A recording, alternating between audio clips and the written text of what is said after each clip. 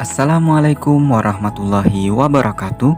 Perkenalkan, kami dari kelompok 8 yang beranggotakan Pertiwi Dewiyanti Putri, Suci Rahmania, Susila Radia, dan Taufikur Rahman. Pada video kali ini kami akan menjelaskan tentang mata kuliah Pembelajaran Sosial Emosional topik 2, yaitu dengan pembahasan lembar kerja C1 dan lembar kerja C2. Pada lembar kerja C1 membahas tentang peran guru sebagai teladan pembelajaran keterampilan sosial emosional. Yang pertama, apa tantangan bagi guru untuk menjadi contoh atau teladan khususnya dalam hal sosial emosional? Berikut beberapa tantangan yang harus dihadapi guru untuk menjadi contoh atau teladan antara lain. Pertama, guru harus bisa mengelola emosi dengan baik. Kedua, guru harus bisa membangun hubungan interpersonal yang sehat. Ketiga, guru harus bisa menunjukkan nilai-nilai sosial yang baik kepada peserta didik. Yang keempat, guru harus meningkatkan komunikasi yang efektif. Yang kelima, guru harus menjaga kesetaraan dan keadilan. Dan yang keenam, guru harus mengajarkan strategi pemecahan masalah. Dua kasus yang ada berkaitan dengan hal di atas berdasarkan pada pengalaman Anda mengamati proses belajar mengajar yang pernah Anda ikuti.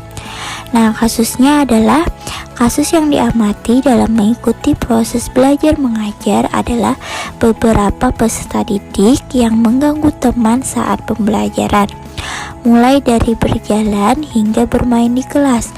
Dalam kasus mengerjakan tugas, peserta didik menyontek pekerjaan teman lainnya saat menjawab soal.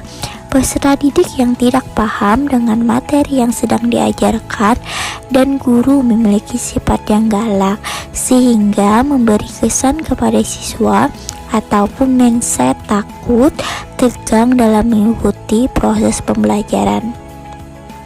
Yang ketiga adalah bagaimana sekolah bisa mendukung pembelajaran sosial emosional, apa saja tantangan bagi sekolah. Nah, tantangan yang dapat dihadapi sekolah dalam mendukung pembelajaran sosial emosional adalah yang pertama adalah kesadaran diri dan kerjasama dari peserta didik, guru maupun karyawan. Yang kedua adalah kurikulum yang padat. Yang ketiga, sumber daya terbatas. Yang keempat adalah ketidaknyamanan dalam menghadapi masalah sosial dan emosional. Nah, adapun sekolah bisa mendukung pembelajaran sosial emosional dalam 3 ruang lingkup, yaitu A. Kegiatan rutin, yaitu kegiatan yang dilakukan di luar waktu belajar akan lebih, misalnya kegiatan membaca bersama, perayaan hari besar, acara sekolah, apel pagi, dan kerja bakti. Yang kedua adalah terintegrasi dalam pembelajaran, yaitu melakukan refleksi telah menyelesaikan sebuah topik pembelajaran, membuat diskusi, kasus atau kerja kelompok untuk memecahkan masalah, dan lain-lain. Yang ketiga adalah protokol, yaitu budaya atau aturan sekolah yang sudah menjadi kesepakatan bersama dan diterapkan secara mandiri oleh murid atau sebagai kebijakan sekolah untuk merespon situasi atau kejadian tertentu. Yang keempat adalah apakah karakteristik peserta didik bisa mempengaruhi penerapan pembelajaran sosial emosional. Jelaskan mengapa menghadapi kendala tersebut.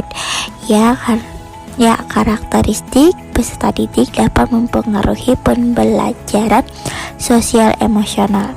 Karena karakteristik peserta didik dapat mempengaruhi penerapan pembelajaran sosial emosional.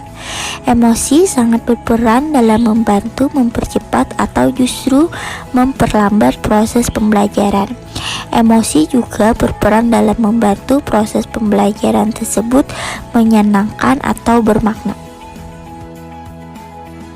Lembar kerja C2, analisis film berhubungan dengan contoh atau teladan guru khususnya dalam hal sosial emosional. Yang pertama, dari film Laskar Pelangi, apa yang bisa Anda pelajari dari tersebut berhubungan dengan guru yang menjadi agen perubahan. Pada film Laskar Pelangi, yang merupakan adaptasi dari novel dengan judul yang sama, karya dari Andrea Hirata, yang mengangkat cerita terkait dunia pendidikan di Indonesia. Film menceritakan kisah inspiratif perjuangan anak-anak pelosok Pulau Belitung yang ingin mempertahankan sekolah yang sudah menjadi tempat mereka menimba ilmu di tengah keterbatasan dan kekurangan fasilitas. Peran guru yang menjadi agen perubahan di sini sangat berjasa, karena dengan turut berjasa dan menginspirasi anak-anak untuk terus belajar, berakhlak, dan berani bersaing dengan anak dari sekolah lain. Sehingga hal yang kami pelajari bahwa seorang guru perlu selalu menanamkan keteguhan dalam hatinya untuk mengajar dan mengayomi peserta didik. Selanjutnya, kami menonton alternatif film yang berhubungan dengan guru sebagai agen perubahan. Contohnya yaitu pada film Dead Poets Society dan Sekolah Rimba.